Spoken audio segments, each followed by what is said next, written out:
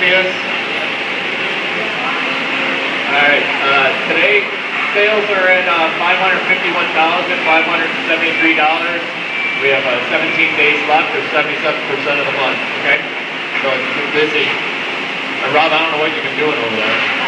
Yeah, so Rob's working hard. And Keith, I don't mean to come out of Keith, so. That's okay, I've seen her standing around.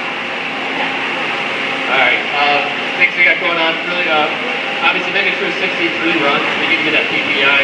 So as soon as PA1 tools repaired, we're going to have to go back in with them, okay? So we got to make sure we get that PPI 2, running and done, okay? So, and then also box 76, Robert and promised parts today, so we got to make sure we get parts on, so, okay? Alright, stuff that we got going on the big side. We need to get 33 sections started.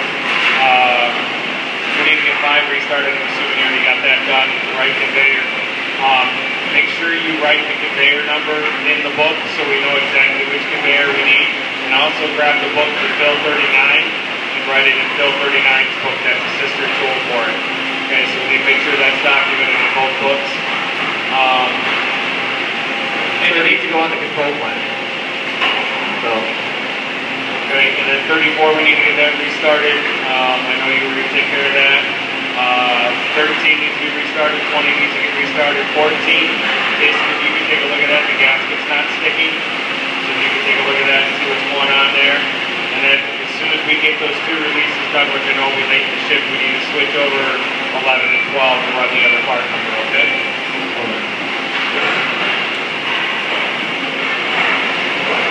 Alright, I want to talk about Filtran.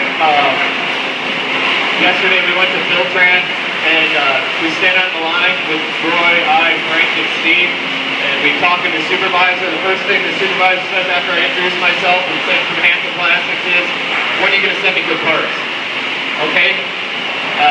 Needless to say, I'm sure nobody would want to be in that situation. It's pretty embarrassing, okay? Just sending the bad parts that we've been sending and issues we've been having. I've been talking to Tom about stuff. Alright, one of the first things is, just as simple as today, walk out on the floor after yesterday and look at Phil 4, right? We know we've had broken ribs, correct? But we're running over there with a table that breaks ribs. So now we've 100% sorted, figured it out. Alex went to change tables, but we're not running with the right table and conveyor. I have no idea why we start up that way and nobody would check that. Okay?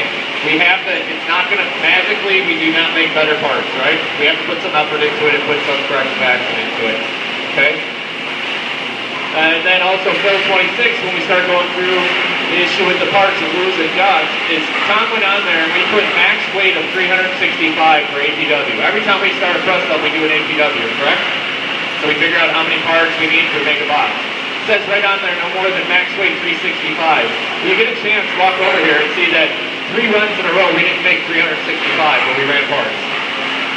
So I don't know what else we can do but give all the information, but we need people to execute what we have, okay? So I don't know, we have to make sure that we understand what we're doing and why we're doing it. Not make a choice because we think we know what we're doing, okay?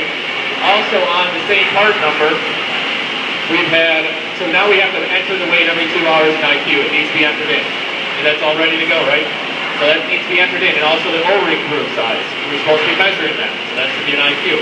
So we have to make sure we're reading the control plans and doing what's asked, all right? So it's absolutely critical.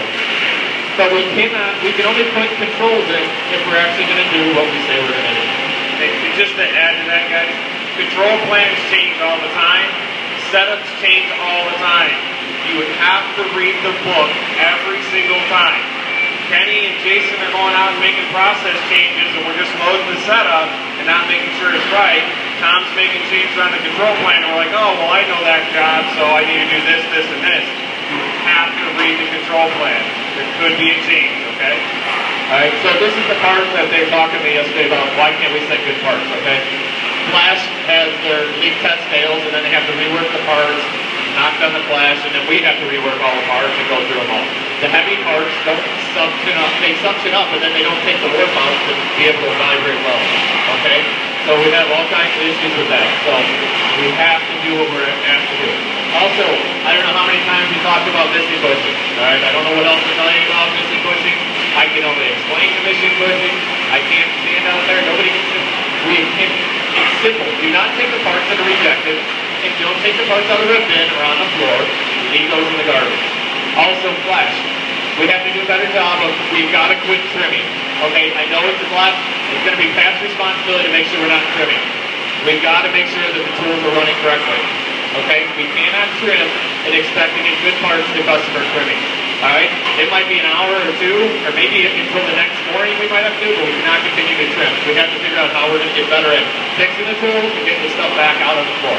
Okay, we're not going to put a Band-Aid on it. If we're setting ourselves up to fail. Okay. All right, now we've got pictures. We got Maria.